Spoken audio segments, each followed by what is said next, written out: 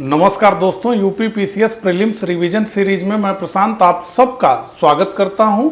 UP PCS prelims revision series का ये 15वां lecture है और इंडियन पॉलिटी का ये मेरा तीसरा लेक्चर है, जिसमें हम डिस्कस करेंगे भारतीय संविधान के स्रोत, संविधान के भाग और संविधान की अनुसूचियों के बारे में। ये टॉपिक बहुत छोटे छोटे हैं, तीनों के तीनों, और तीनों के तीनों रटने वाले ही हैं कि भारतीय संविधान में किस देश से कौन सा प्रावधान लिया गया, भारतीय संविधान में कुल कितने भाग हैं और किस भाग में कितने अनुच्छेद हैं, और साथ ही संविधान में कुल कितनी अनुसूचियां हैं और उन अनुसूचियों में क्या क्या प्रावधान किया गया है।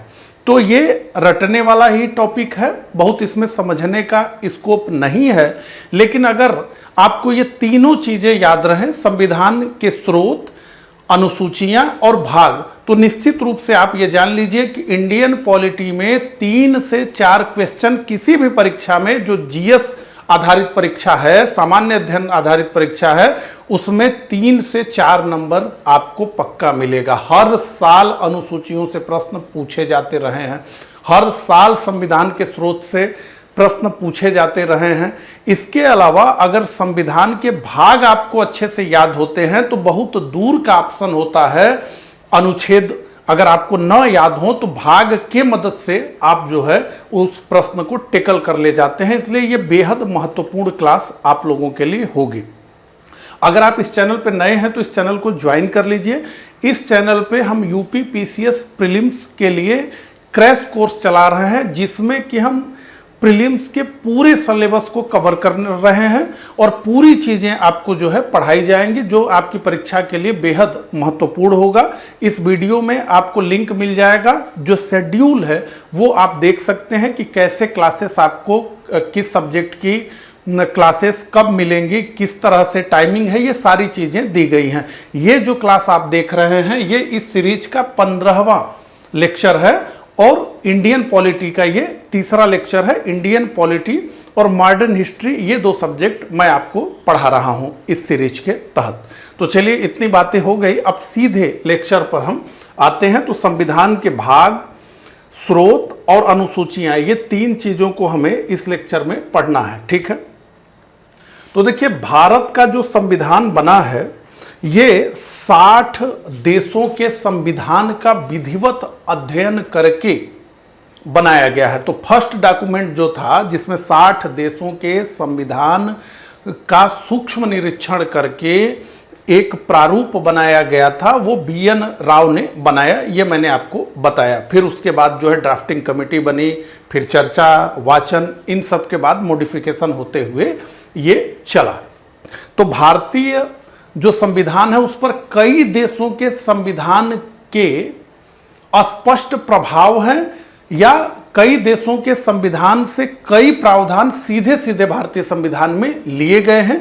इसीलिए हमें यह पढ़ना पड़ता है कि भारत के संविधान में कौन सा प्रावधान किस देश से लिया गया है, और यह बराबर जो है परीक्षा में भी पूछा जाता रहा है। यहां पे मैं आपको यह बताऊं कि चूंकि भारत के संविधान में बहुत सारी चीजें दूसरे देशों से ली गई हैं, इसलिए इसकी एक आलोचना भी होती है कि भारत का संविधान क्या है, उधार का थैला है।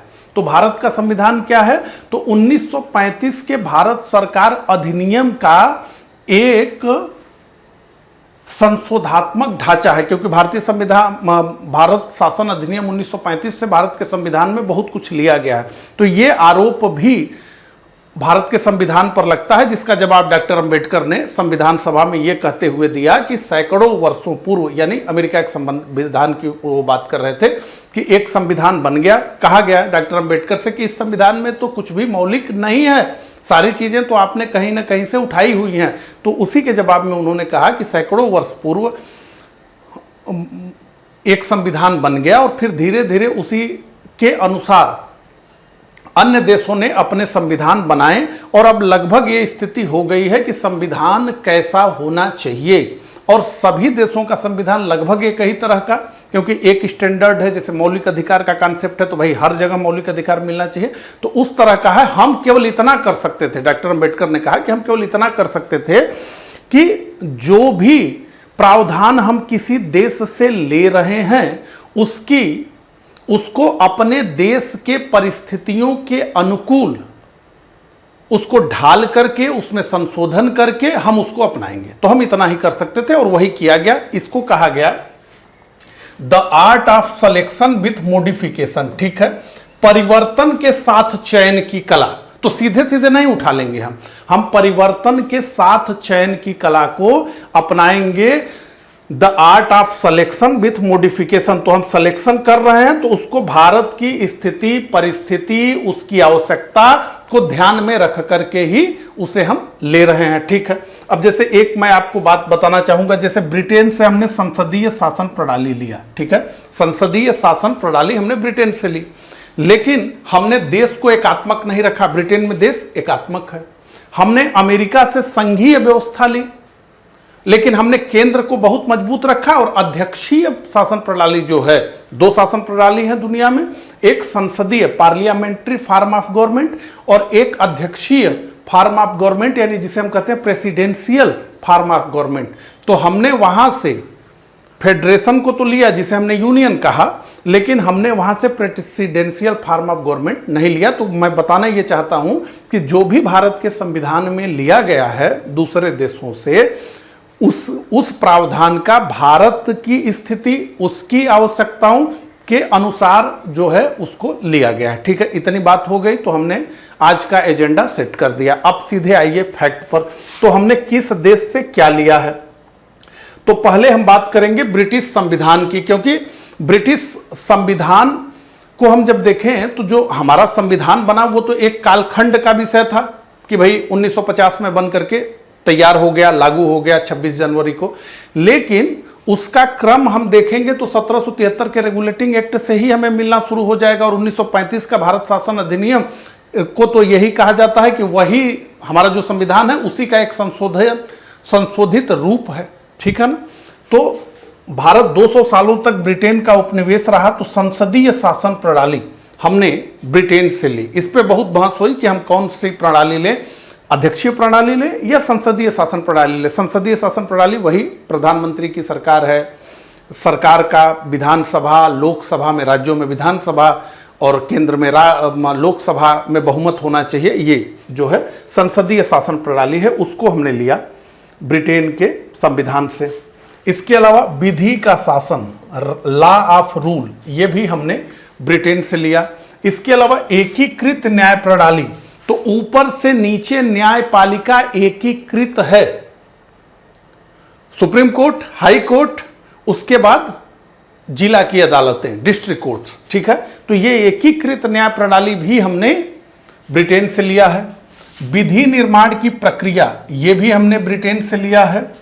और लोकसभा तथा विधानसभा के प्रति मंत्रिमंडल का सामूहिक उत्तरदायित्व, जो कि संसदीय शासन प्रणाली का एक जो है अनिवार्य अंग है, वो भी हमने ब्रिटेन से लिया है। तो लोकसभा केंद्र में और विधानसभा राज्यों में के प्रति जो मंत्रिमंडल सामूहिक रूप से उत्तरदायित्व होता है, और कोई भी सरकार तब तक सरकार होती है जब तक कि उसका लोकसभा में अगर केंद्रीय सरकार की बात हो और राज्य की सरकार की बात हो तो विधानसभा में उसका बहुमत है जब तक, तब तक ही वो सरकार है, अन्यथा वो सरकार गिर जाएगी। तो ये प्रावधान। इसके अलावा एकल नागरिकता, तो ब्रिटेन में भी एकल नागरिकता है, भारत में भी एकल नागरिकता है, लेकिन अमेरिका में दोहरी नागरिकता है, एक राज्य की नागरिकता है, केंद्र की नागरिकता है। इसके अलावा राष्ट्र के प्रधान के रूप में राष्ट्रपति को औपचारिक प्रधानता, तो राष्ट्र का प्रथम व्यक्ति कौन है? तो राष्ट्रपति है। सारा सरकार का काम किसके नाम से होता है, किसकी मोहर, किसके हस्ताक्षर से होता है? तो राष्ट्रपति के हस्ताक्षर से होता है।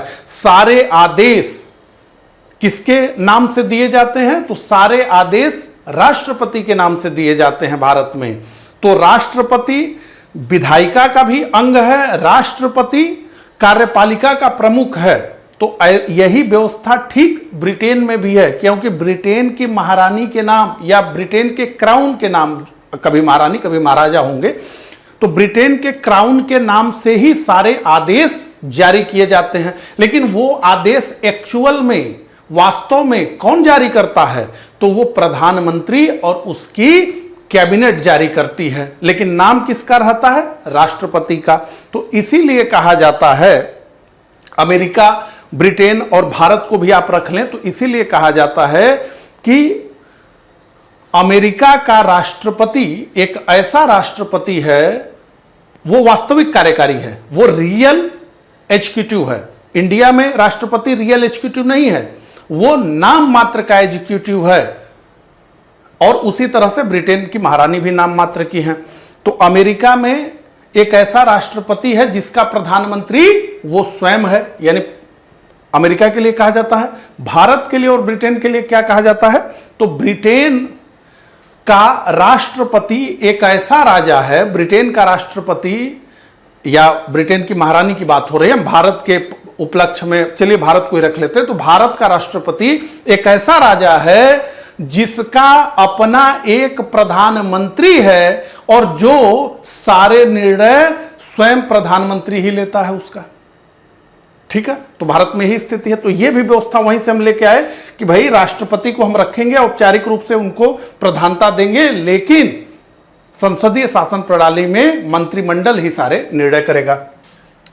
इसके अलावा परमाधिकार लेख और संसदीय विशेषाधिकार। संसदीय विशेषाधिकार है ना कि संसद में बोलने की स्वतंत्रता होगी, संसद के दौरान जो सदस्य बोलेगा, उसके अलावा कोई अगर केस चल रहा है तो पूरा प्रावधान है। संसद को जब हम पढ़ते हैं तो उसमें देखते हैं कि क्या क्या संसदीय विशेषाधिकार मिले हैं, संसद को भी मिला है, उसके सदस्यों को भी मिला है। इसके अलावा द्विसदनीय व्यवस्थापिका।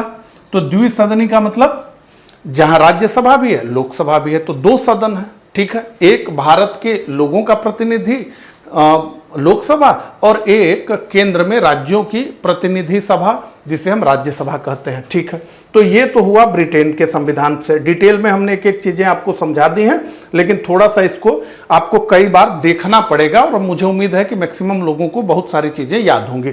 अब अमेरिका से हमने क्या क्या लिया? तो मूल अधिकार का पूरा जो कॉन्सेप्ट है वो हमने अमेरिका से लिया, जो बिल ऑफ राइट्स था है अमेरिका का, वहां से। इसके अलावा संविधान की सर्वोच्चता। एक बार विषय मैं आपको बता दूं, जो भी संघीय देश होते हैं जिनमें कि एक राज्य की सरकार होती है, केंद्र की सरकार होती है, उन संघीय देशों में हमेशा संविधान की सर्वोच्चता रखी जाती है, क्योंकि संविधान ही बताता है कि राज्य के क्या अधिकार होंगे, केंद्र के क्या अधिकार होंगे।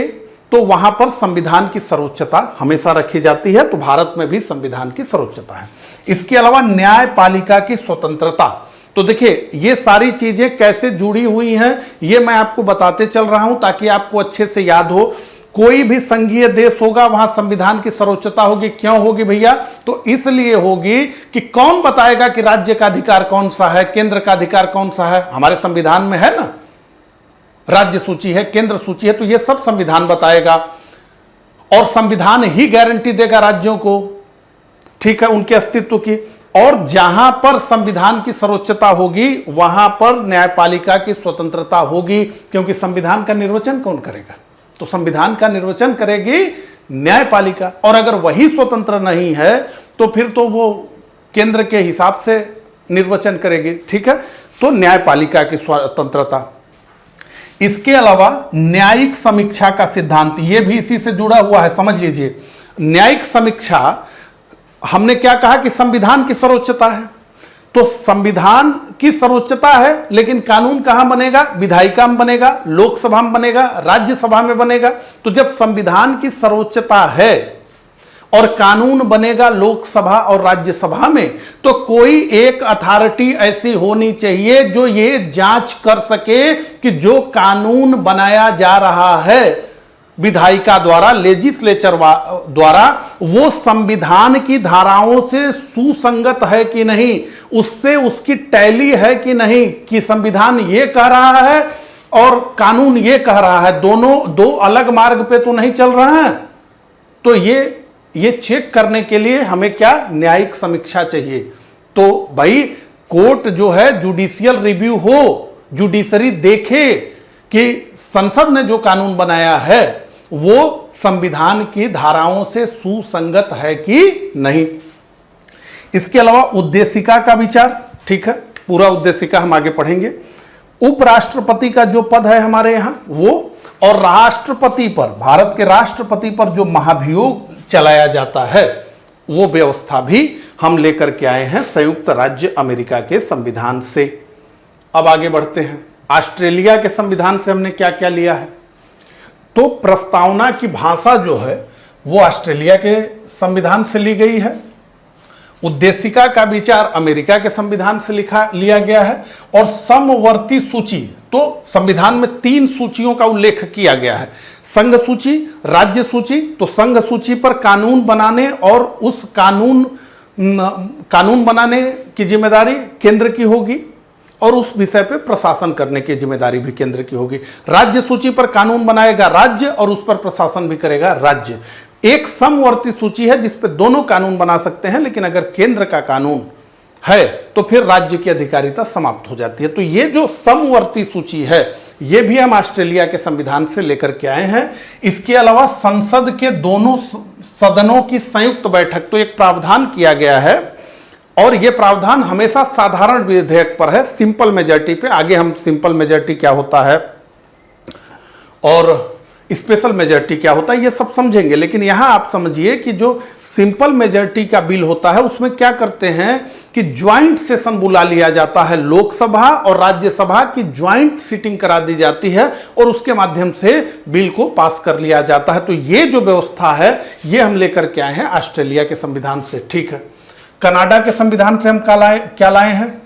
तो सशक्त केंद्र के साथ संघीय शासन प्रणाली। ध्यान दीजिए, देखिए भारत एक संघ है, लेकिन भारत को पूर्ण रूपेण संघ के रूप में नहीं परिभाषित किया जाता है और न तो भारत के संविधान में फेडरेशन इस शब्द का प्रयोग किया गया। हमेशा भारत एक यूनियन इस शब्द का प्रयोग किया गया है और डॉक्टर भीमराव अंबेडकर ने तो स्पष्ट रूप से यह कहा ही कि हमें संघ का जो पूरा परिभाषा है उससे हमारा मतलब नहीं है।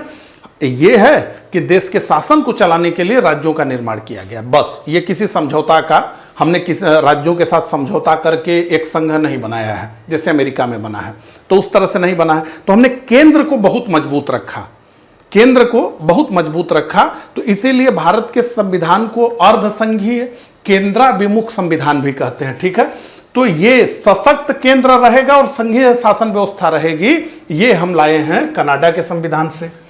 अवशिष्ट शक्तियों का केंद्र में निहित होना। अभी हमने क्या बात की कि 3 सूचियां हैं, एक केंद्र की सूची है, दूसरी राज्य की सूची है, तीसरी समवर्ती सूची है। लेकिन कोई ऐसा विषय जो इन तीनों सूचियों में ना हो, कोई ऐसा विषय जिनका उल्लेख इन तीनों सूचियों में ना हो, उसे हम कहते हैं अवशिष्ट विषय। तो अवशिष्ट विषय पर कानून बनाने, प्रशासन करने की जो शक्ति है उसे हम कहते हैं अवशिष्ट शक्तियां, यानी रेसिड्यूल पावर। तो रेसिड्यूल पावर जो है भारत में केंद्र में निहित है, अमेरिका में वो राज्यों में निहित है, लेकिन भारत में वो केंद्र में निहित है। और ये व्यवस्था हम कनाडा से लेकर के आए हैं। ठीक है, केंद्र द्वारा राज्यपाल की नियुक्ति। तो राज्यपाल की जो नियुक्ति केंद्र करता है, यह भी व्यवस्था हम कहां से लेके आए हैं? कनाडा से लेके आए हैं। और उच्चतम न्यायालय का परामर्शी न्याय निर्णय, ये भी हम कनाडा से लेकर के आए हैं। ठीक है, तो 4 देशों को हमने देख लिया, आराम से इसको कर लें। जापान से एक व्यवस्था लेकर के हम आए हैं, तो इसको तो एकदम अच्छे से याद करिए। विधि द्वारा स्थापित प्रक्रिया, विधि द्वारा स्थापित प्रक्रिया हम जापान के संविधान से लेकर के आए हैं। जापान का संविधान सेकेंड वर्ल्ड वॉर के बाद अमेरिका ने बनाया है। ठीक है, एक फैक्ट और आपको बता दूं, जब से जापान का संविधान बना है तब से जापान के संविधान में कोई संशोधन नहीं हुआ और विश्व युद्ध में इतने बुरी तरह से घायल होने के बाद भी जापान फिर से उठ खड़ा हुआ और जापान जो है दुनिया की तीसरी सबसे बड़ी इकोनॉमी बन करके बैठा हुआ है। अभी तो 90 के बाद से रिसेशन का मामला आ गया जापान में, नहीं तो जापान बहुत आगे और होता है। ठीक है, लेकिन वहाँ पर जो अमेरिका ने उनका संविधान लिखा, जापान का जो संविधान लिखा, उसमें संशोधन कहते हैं कि भारत का संविधान लचीला भी है और कठोर भी है। अमेरिका का संविधान कठोर है, मतलब उसमें संशोधन करना मुश्किल है। लेकिन जापान का संविधान कठोरतम है क्योंकि वहां जनता से भी राय ली जाती है। ठीक है, तो विधि द्वारा स्थापित प्रक्रिया। अब सोवियत संघ के संविधान से हमने क्या क्या लिया है वो देखें जो है। तो मूल कर्तव्य हमारे संविधान में नहीं था। 42वें संशोधन से मूल कर्तव्य को लाया गया। इंदिरा गांधी ने कहा कि मूल अधिकार तो खूब झोली भर भर के ले लिए भैया, कुछ कर्तव्य भी जानो, केवल अधिकार नहीं होता है कर्तव्य भी होता है। तो उन्होंने कहा कि भाई इनको मूल कर्तव्य बताओ। ठीक है, तो ये मूल कर्तव्य की व्यवस्था कहाँ थी? सोवियत संघ में थी, तो वहां से ये आया। इसके अलावा प्रस्तावना में निहित सामाजिक, आर्थिक और राजनीतिक न्याय, ये हम जो है सोवियत संघ से लेकर के आए हैं। दक्षिण अफ्रीका से भी कुछ प्रावधान लिए गए हैं, उसको देखिए। तो संविधान संशोधन की जो प्रक्रिया है ये दक्षिण अफ्रीका से ली गई है, और राज्यसभा सदस्यों के निर्वाचन की जो प्रक्रिया है वो भी हम जो है लेकर के आए हैं दक्षिण अफ्रीका के संविधान से। ठीक है, 7 देशों का उल्लेख हमने अब तक कर लिया है। अब फ्रांस की बात करें तो गणतंत्रात्मक शासन व्यवस्था। गणतंत्रात्मक शासन व्यवस्था क्या होती है? गणतंत्र का सिंपल सा अर्थ है कि राज्य का जो प्रधान है, राज्य की बात में, किसी भी देश को राज्य कहते हैं पॉलिटी में, तो राज्य का प्रधान, देश का प्रधान जो होगा वो शाही नहीं होगा, वो किसी विशेष कुल में पैदा हुआ व्यक्ति नहीं होगा, बल्कि वो जनता द्वारा प्रत्यक्ष या अप्रत्यक्ष रूप से चुन के आएगा। तो जापान में कौन होगा राष्ट्र का प्रमुख? वहां के राजा होंगे। तो उस परिवार में जो जन्मेगा वही राष्ट्र प्रमुख बन सकता है जापान का। ब्रिटेन में कौन राष्ट्र प्रमुख होता है ब्रिटेन का? तो वो जो विक्टोरिया का परिवार है उसमें जो बच्चा जन्मेगा वही राष्ट्र प्रमुख बनेगा। बाकी ब्रिटेन में कोई कुछ भी कर ले वो राष्ट्र का प्रमुख नहीं बन पाएगा। इसीलिए ब्रिटेन एक लोकतंत्र तो है लेकिन वो गणतंत्र नहीं है। भारत में क्या है? भारत में राष्ट्रपति है जो जनता द्वारा अप्रत्यक्ष रूप से चुन करके आता है। तो ये गणतंत्रात्मक शासन व्यवस्था हम फ्रांस से लेकर आए हैं, और प्रस्तावना के स्वतंत्रता, समता एवं बंधुत्व के आदर्श भी हम फ्रांस से लेकर के आए हैं। जर्मनी के संविधान की बात करें, वाइमर संविधान की बात करें, ठीक है, आपातकाल के दौरान मूल अधिकारों का जो निलंबन होता है कि भाई देश में आपातकाल लग गया, मूल अधिकारों का निलंबन होगा, ये व्यवस्था हम लेकर के आए हैं जर्मनी के वाइमर संविधान से। फर्स्ट वर्ल्ड वार के बाद जर्मनी में एक गवर्नमेंट स्थापित हुई जिसे हम कहते हैं वाइमर रिपब्लिक। तो उसके द्वारा जो बनाया गया संविधान था उससे हम ये प्रावधान लेकर के आए हैं।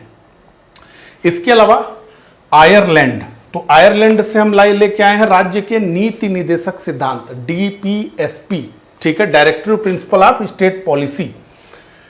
उसके अलावा राष्ट्रपति का निर्वाचक मंडल और पद्धति, तो राष्ट्रपति का किस प्रकार से निर्वाचक मंडल होता है और उसकी पद्धति क्या होती है, जब राष्ट्रपति को पढ़ेंगे तो ये मैं आपको समझाऊंगा। इसके अलावा राष्ट्रपति द्वारा राज्यसभा में साहित्य, कला, विज्ञान तथा समाज सेवा आदि के क्षेत्र में योगदान के आधार पर तो 12 ऐसे सदस्यों को भारत का राष्ट्रपति राज्यसभा में चुनता है जिनका विशेष योगदान होता है। कहां कहां? तो एक होता है साहित्य में, एक कला में, एक विज्ञान में, एक समाज सेवा में। सचिन तेंदुलकर को जब राज्यसभा में नॉमिनेट करना हुआ तो यह हुआ कि इनको किस आधार पर किया जाए, तो आप कमेंट करके बताइएगा वो किस आधार पर गए। तो साहित्य, कला, विज्ञान और समाज सेवा के आधार पर 12 सदस्यों को जो भारत का राष्ट्रपति निर्वाचित करता है राज्यसभा में केंद्रीय सरकार के कहने पर, केंद्रीय कैबिनेट के, तो वो व्यवस्था भी हम आयरलैंड से लेकर आए हैं। भारत शासन अधिनियम 1935 की बात करें तो भारत शासन अधिनियम 1935 से कहा जाता है कि लगभग 200 अनुच्छेद सीधे सीधे भारतीय संविधान में रखे गए हैं। तो इससे क्या क्या महत्वपूर्ण लिया गया उसको देख लें। तो यहां लिखा है भारतीय संविधान के मुख्य स्रोतों में भारत शासन अधिनियम 1935 अत्यंत महत्वपूर्ण है। संविधान का अधिकांश हिस्सा इसी से लिया गया है। इसमें क्या है? न्यायपालिका, लोक सेवा आयोग, आपात उपबंध और प्रशासनिक विवरण आदि, ये सब कहां से लिए गए हैं? तो भारत शासन अधिनियम 1935 से लिए गए हैं। तो ये हमने एक लिस्ट देख ली कि दुनिया के किस देश से कौन सा प्रावधान भारतीय संविधान में लिया गया है। अब ये आपसे परीक्षा में सीधे सीधे पूछा जाएगा और इसका उत्तर आपको देना है, ठीक है। तो अब हम आगे बढ़ेंगे और भारतीय संविधान के भाग को देखना शुरू करेंगे। तो चलिए आगे बढ़ते हैं। तो मूल संविधान में कुल 22 भाग थे, जो बढ़ते बढ़ते अब 25 हो गए हैं।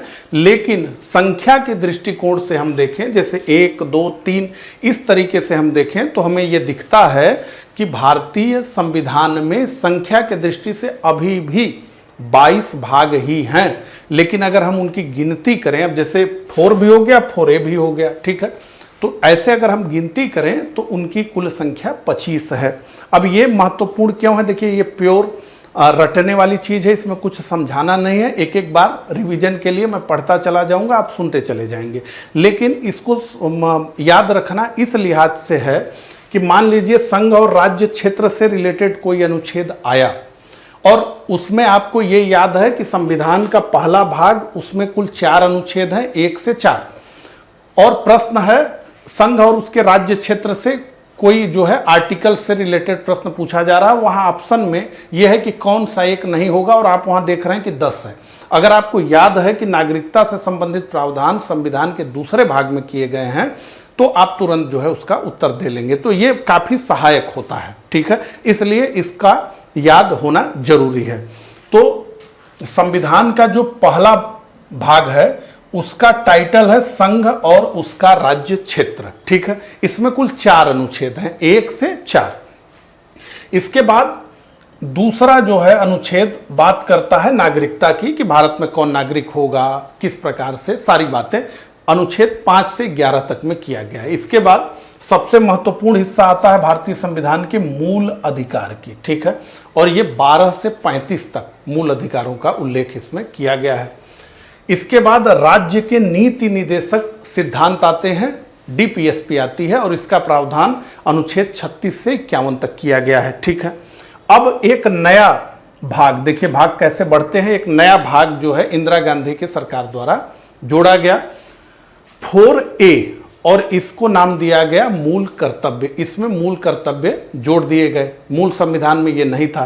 तो अब संख्या क्या हो, उससे रिलेटेड एक अनुच्छेद है, केवल एक, 51A, ठीक है।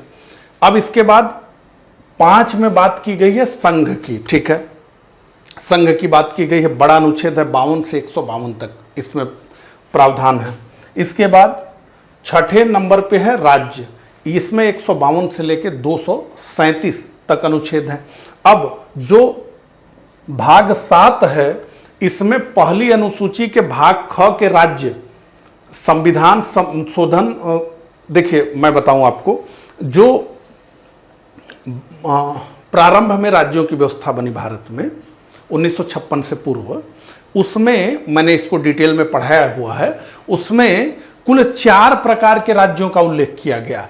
तो एक तो ए कैटेगरी का राज्य, बी कैटेगरी का राज्य, सी कैटेगरी का राज्य और डी कैटेगरी का राज्य। डी में केवल एक जो है राज्य था अंडमान एंड निकोबार, बाकी ए बी सी। तो उसी ए बी सी हिंदी में कहें तो क ख ग घ, तो घ पहली अनुसूची के घ के राज्य संविधान। तो 7वें संविधान संशोधन अधिनियम 1956 द्वारा इसे निश्चित कर दिया गया, क्योंकि अब संविधान में जो है सीधे राज्य हो गए और केंद्र शासित प्रदेश बन गए 1956 के बाद, ठीक है। अनुच्छेद इससे जुड़ा हुआ था 238। अब 8वें में बात करें तो संघ राज्य क्षेत्र, ठीक है, तो 239 से लेके 242। अनुच्छेद भाग 9 में पंचायतों का उल्लेख है 243 से 243O तक। फिर ये 9A जोड़ा गया संविधान में, नगर पालिकाओं से रिलेटेड प्रावधान किया गया, तो 243P से 243ZG तक, ठीक है।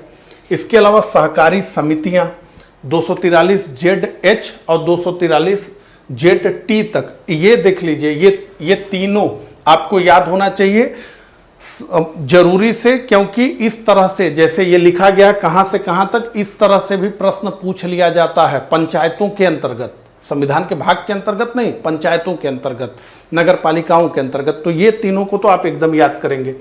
इसके अलावा अनुसूचित और जनजातीय क्षेत्रों की बात की गई है भाग 10 में 244 से लेकर 244A तक। इसके बाद 11वें में बात की गई है संघ और राज्यों के बीच संबंधों की। 12 भाग वित्त, संपत्ति, संविदाएं और वाद, इससे रिलेटेड है। 13 भारत के राज्य क्षेत्र के भीतर व्यापार, वाणिज्य और समागम, ठीक है, 301 से 307। 14 भाग 14, इसमें संघ और राज्यों के अधीन सेवाएं हैं, ये 308 से लेकर 323 तक। बहुत बार प्रश्न पूछता है अधिकरण को लेकर, ये 14A में है, ठीक है, और इसका उल्लेख है 323A और 323B में, अधिकरण, ठीक है। इसके बाद बहुत महत्वपूर्ण भाग संविधान का भाग 15, जिसमें बात की गई है निर्वाचन की। इसमें जो अनुच्छेद है वो 324 से 329A तक। कुछ वर्गों के लिए विशेष उपबंध, ये संविधान का भाग 16 है, 330 से 342 तक। संविधान के भाग 17 में राजभाषा से संबंधित प्रावधान किए गए हैं, अनुच्छेद रिलेटेड है 343 से 351। इसके बाद इमरजेंसी, आपात उपबंध का उल्लेख किया गया है, अनुच्छेद 352, 360 में 3 प्रकार के ये हैं। इसके बाद प्रकीर्ण, और इसके बाद संविधान में कैसे संशोधन होगा, इससे रिलेटेड केवल एक आर्टिकल है 368, ठीक है, और भाग है 20 और आर्टिकल है 368। 21 अस्थायी संक्रमणकालीन और विशेष उपबंध, इसमें 369 से लेकर 392 तक इसका उल्लेख किया गया है। और 22 जो अंतिम भाग है संक्षिप्त नाम, प्रारंभ, हिंदी में प्राधिकृत पाठ और निरसन, 393 से 395। हालांकि इस समय 465 से अधिक अनुच्छेद हैं संशोधन कर करके, ठीक है, लेकिन संख्या में 395 ही है, और यहाँ भी देखिए संख्या में ये 22 ही हैं, ठीक है। तो संविधान के भाग भी याद करना है, लेकिन उससे भी महत्वपूर्ण, संविधान के भाग से भी महत्वपूर्ण, जहां 1-2 क्वेश्चन हर परीक्षा में देखने को मिलते ही हैं, और कुल अनुसूचियां हैं भी 12, मूल संविधान में 8, बढ़ते बढ़ते 12 हो गए। इन 12 को अगर आप याद रखे रहेंगे तो निश्चित रूप से जानिए कि परीक्षा में आपको एक प्रश्न जरूर मिलेगा। अब हमने भाग देख लिया संविधान का, अब अनुसूचियां क्या होती हैं ये समझ करके फिर हम अनुसूचियों पर आ जाते हैं। तो देखिए हमने क्या देखा कि संविधान का भाग है यानी कोई विशेष टॉपिक, जैसे आपात उपबंध हो गया, संघ और राज्य क्षेत्र हो गया, नागरिकता हो गई, मौलिक कर्तव्य हो गया, मौलिक अधिकार हो गया, डीपीएसपी, तो ये अलग अलग हमें टॉपिक्स दिख रहे हैं। इन टॉपिक्स से रिलेटेड जो अनुच्छेद हैं, जो आर्टिकल हैं, उनको हम एक जगह रखते हैं, तो इसका मतलब है कि एक भाग में कई अनुच्छेद हम रखते हैं। फिर अनुसूचियां क्या है, तो भाग समझ में आ गया, अनुच्छेद समझ में आ गया, लेकिन अनुसूचियों का मतलब है कि हम कहीं पर कोई प्रावधान लिख रहे हैं, लेकिन अब उसका विवरण भी हमें लिखना है। तो ऐसे किताबों में भी आप देखते हैं स्टार का चिन्ह बना दिया जाता है, हैज का चिन्ह बना दिया जाता है, टिक लगा दिया जाता है, और फिर जब पन्ना पलटते हैं हम आखिरी में जाते हैं तो उसके बारे में डिटेलिंग्स होती हैं। तो किसी भी विषय की डिटेलिंग्स जो है वो अनुसूचियों में लिखी जाती है, ठीक है, इन अनुसूचियों में लिखी जाती है। जैसे जो प्रथम अनुसूची है, ठीक है, प्रथम अनुसूची है, अनुच्छेद है 1 से 4, तो उसमें संघ राज्य क्षेत्रों की बात की गई है। तो अब वहां पर कौन कौन से राज्य हैं उनका नाम नहीं लिखा जाएगा, लेकिन यहां पर अनुसूची में क्या है, राज्यों के नाम और उनके न्यायिक क्षेत्र, तो वहां पर सिंपल जो है प्रावधान लिखे जाएंगे, लेकिन अनुसूचियों में उसकी डिटेलिंग होगी, ठीक है। तो ये समझ में आ गया। तो देखिए प्रथम अनुसूची को हम देखते हैं। प्रथम अनुसूची जो है उससे संबंधित 4 अनुच्छेद हैं, 1 से 4, 1 एवं 4, ठीक है। तो क्या है, राज्यों के नाम और उनके न्यायिक क्षेत्र, और संघ राज्य क्षेत्रों के नाम और उनकी सीमाएं। यह स्पष्ट रूप से हमें कहां पता चलता है, तो प्रथम अनुसूची में पता चलता है। दूसरी अनुसूची में क्या है, तो दूसरी अनुसूची में परलब्धियां, भत्ते, विशेषाधिकार और इससे संबंधित प्रावधान किए गए हैं। तो इसको हम भत्ते से याद रखते हैं। तो किसके किसके भत्ते की बात की गई है, तो भारत के राष्ट्रपति, राज्यों के राज्यपाल, लोकसभा के अध्यक्ष, ये पूछा जा सकता है, ये दिमाग में रखना है, रटना नहीं है। राज्यसभा के सभापति, राज्य विधानसभाओं के अध्यक्ष, उपाध्यक्ष, राज्य विधान परिषदों के सभापति, उपसभापति, सर्वोच्च न्यायालय के न्यायाधीश, उच्च न्यायालय के न्यायाधीश, भारत के नियंत्रक एवं महालेखा परीक्षक, ठीक है। तो इससे सीधे आपसे पूछा जा सकता है। और अनुच्छेद आप दिख रहे हैं कौन कौन से, 59 है, 65 है, 75 है, 97 है, ठीक है। तो तीसरी अनुसूची में क्या है, तो इसको हम कहते हैं कि शपथ या प्रतिज्ञान है, शपथ का उल्लेख किया गया है। तो अभी प्रश्न हमने देखा कि संविधान की तीसरी अनुसूची में किसके लिए शपथ का प्रावधान नहीं किया गया है। तो इस लिस्ट में जितने लोग हैं वो 3 ऑप्शन में इनको रखा गया, चौथे ऑप्शन में लिखा था राष्ट्रपति। तो इसलिए आपको इसे जरूर पढ़ना है, केवल भत्ता और केवल शपथ नहीं याद रखना है, किसका भत्ता और किसकी शपथ ये भी याद रखना है। इसको रटिए मत, लेकिन याद रखिए। देखिए, राष्ट्रपति के लिए शपथ का पूरा अलग मामला है, और वो जो है आपको कमेंट में बताना है कि वो कौन सा आर्टिकल है जो राष्ट्रपति के शपथ से रिलेटेड है। यहां तीसरी अनुसूची में राष्ट्रपति के शपथ का उल्लेख नहीं किया गया है, ठीक है। देखिए, तो पढ़ लेते हैं। संघ के मंत्री, संसद के लिए निर्वाचन हेतु अभ्यर्थी, संसद के सदस्य, सर्वोच्च न्यायालय के न्यायाधीश, भारत के नियंत्रक एवं महालेखा परीक्षक, राज्य मंत्री, राज्य विधानमंडल के निर्वाचन के लिए अभ्यर्थी, राज्य विधानमंडल के सदस्य, उच्च न्यायालय के न्यायाधीश, इन लोगों के शपथ का उल्लेख किया गया। इसमें राष्ट्रपति के शपथ का उल्लेख नहीं है, ठीक है। चलिए, तो ये तीसरी अनुसूची हो गई। चौथी अनुसूची में क्या है, तो चौथी अनुसूची में राज्य और केंद्र में राज्यसभा में सीटों का आवंटन किस प्रकार से है उसका उल्लेख किया गया है। मतलब उत्तर प्रदेश है कितने राज्यसभा, बिहार कितने राज्यसभा, ठीक है, इस तरह से दिल्ली कितने राज्यसभा। तो हम क्या कहेंगे, राज्यसभा में सीटों का आवंटन कहां लिखा है, चौथी अनुसूची में। अब पांचवी और छठवीं अनुसूची जो कि बहुत अधिक परीक्षा में पूछी गई है, बार बार पूछी जाने वाली अनुसूची है, उसको देखिए। तो पांचवी अनुसूची में अनुसूचित और जनजातीय क्षेत्रों के प्रशासन और नियंत्रण के बारे में उपबंध किया गया। संपूर्ण देश के लिए अनुसूचित और जनजातीय क्षेत्रों के प्रशासन और नियंत्रण के बारे में उपबंध है। अब चूंकि थोड़ा सा बढ़ रहा है मामला, जहां पर कि केवल एक आर्टिकल होगा, वो पूछा जा सकता है आपसे। तो ये पूछा जा सकता है क्योंकि बहुत बार रिपीट हुआ कि पांचवी अनुसूची से कौन सा अनुच्छेद जुड़ा हुआ है, तो आप कहेंगे इससे जुड़ा हुआ है अनुच्छेद 244, क्योंकि एक ही है तो पूछा जा सकता है, संभावना है कि पूछ लिया जाए, ठीक है। तो अनुसूचित और जनजातीय क्षेत्रों के प्रशासन और नियंत्रण के बारे में है, ठीक है, पूरे भारत के लिए। इसमें कंफ्यूजन हो जाता है, तो ये पूरे भारत के लिए। लेकिन इसके बाद छठी अनुसूची भी है जो कि सर्टेन क्षेत्रों की बात करती है। कहां कहां की बात करती है, असम की बात करती है, मेघालय की बात करती है, त्रिपुरा की बात करती है और मिजोरम की बात करती है। तो आपसे पूछ लिया जाएगा कि छठी अनुसूची से ये राज्य, कौन सा राज्य नहीं जुड़ा है, तो आपको ये फिर ये याद रखना पड़ेगा। असम, मेघालय, त्रिपुरा, मिजोरम राज्यों के जनजातीय क्षेत्रों के प्रशासन के संबंध में उपबंध किया गया है, ठीक है। तो केवल जनजातीय, ठीक है, केवल जनजातीय क्षेत्रों के। और पांचवी अनुसूची जनजाति के लिए भी है, अनुसूचित जाति के लिए भी है, ठीक है। तो 244 और 275 इसको याद रखिएगा, ये दोनों बहुत पूछा जाता है। सातवीं अनुसूची में क्या है, तो 3 सूचियों का उल्लेख किया गया है, संघ सूची, राज्य सूची, समवर्ती सूची, ठीक है। तो इसको जो है आप देख लेंगे।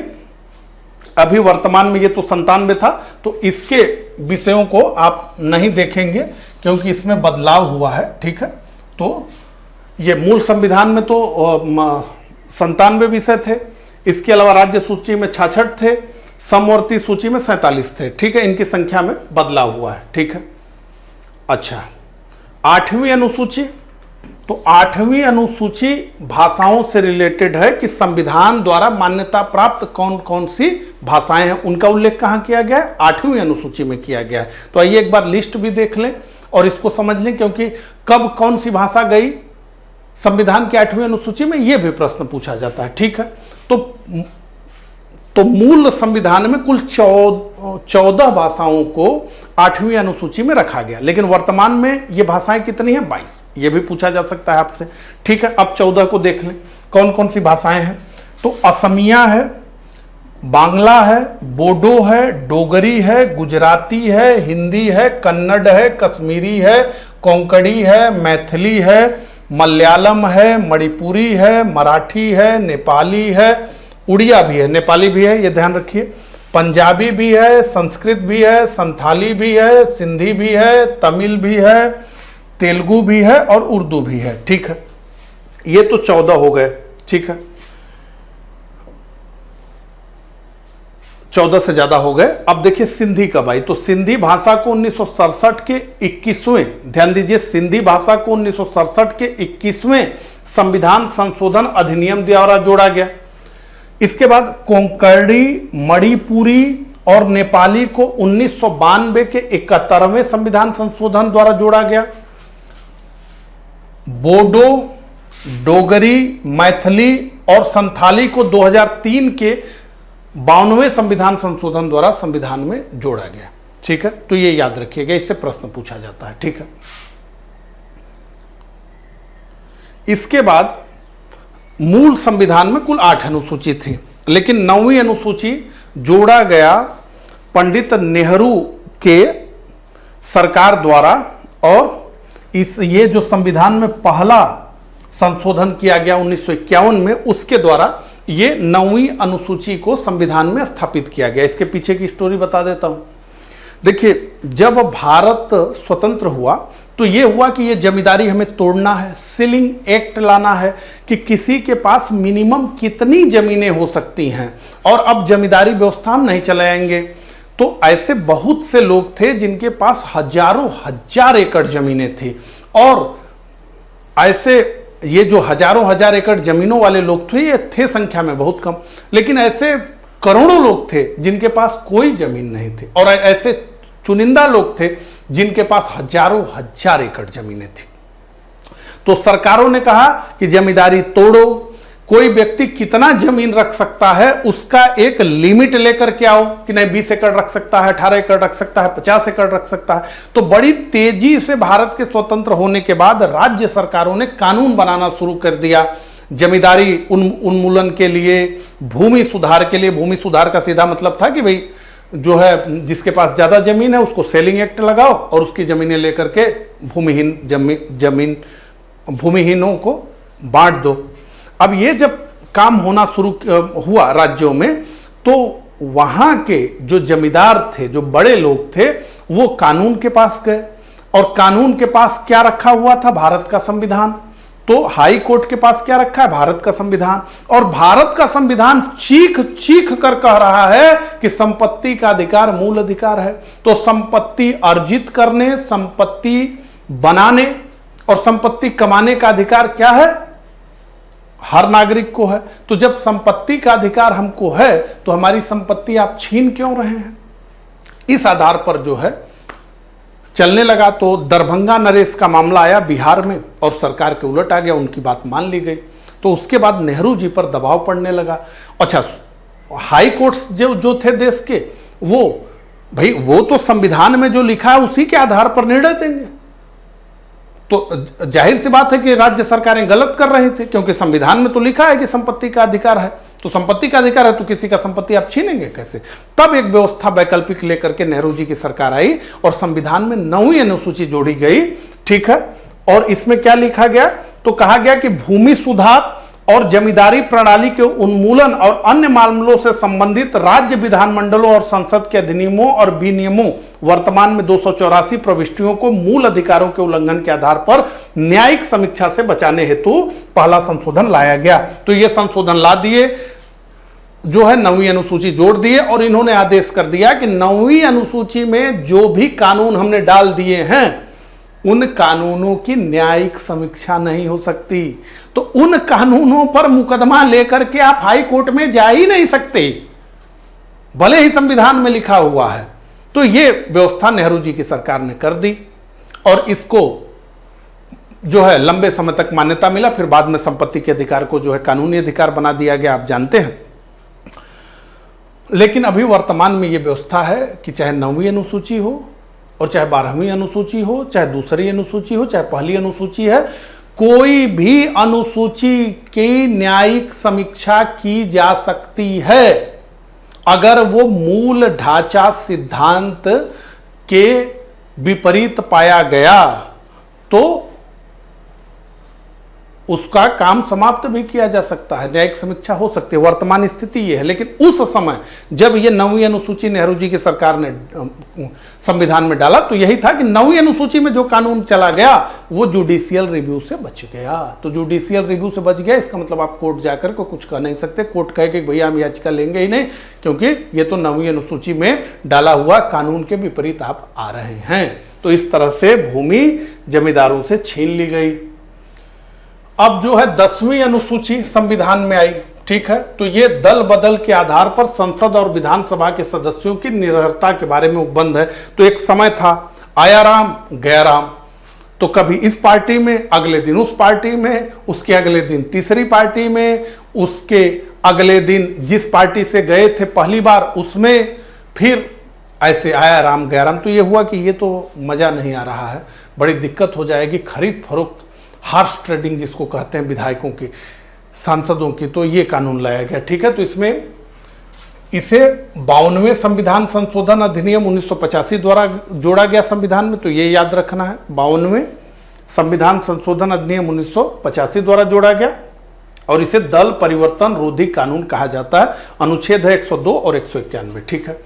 11वीं अनुसूची, तो ये 11वीं अनुसूची में पंचायत की शक्तियां, प्राधिकार और जिम्मेदारियां क्या होंगी ये, और पंचायतों से प्रश्न पूछा जाता है। तो पूछा जाता है कि 11वीं अनुसूची में कुल कितने सब्जेक्ट्स हैं। तो आपको याद रखना है 29 सब्जेक्ट्स हैं, 29, ठीक है। और इस अनुसूची को 73वें संविधान संशोधन अधिनियम 1992 द्वारा जोड़ा गया। और 12वीं अनुसूची ये नगर पालिका की शक्ति, जैसे 11वीं पंचायत की, उसी तरह से 12वीं नगर पालिका की शक्ति क्या होगी, उसकी अधिकार क्या होंगे, उसकी जिम्मेदारियां क्या होंगी, और इसमें कितने विषय हैं। तो 18 विषय हैं, याद रखिएगा। इसमें 18 विषय हैं, पंचायतों में 29 विषय हैं, और इसको 74वें संविधान संशोधन 1992 द्वारा जोड़ा गया। तो 11वीं अनुसूची 73वें, 12वीं अनुसूची 74वें, 10वीं अनुसूची 52वें। हो सकता है कि इस तरह से कब कौन सी अनुसूची जोड़ी गई ये भी प्रश्न आपसे पूछ लिया जाए, तो इसलिए जो है ये आप कहेंगे कि पहली 9वीं अनुसूची जो पहली हुई वो 1951, ये पहला संविधान संशोधन था। उसके बाद 52वां संशोधन, फिर 73वां और फिर 74वां अनुसूची जोड़ी गई, ठीक है। तो इस प्रकार से संविधान के स्रोत, संविधान के भाग और संविधान की अनुसूचियां, इसको हमने पढ़ा। मुझे कमेंट करके जरूर बताइएगा कि मेरा ये प्रयास आपको कैसा लगा।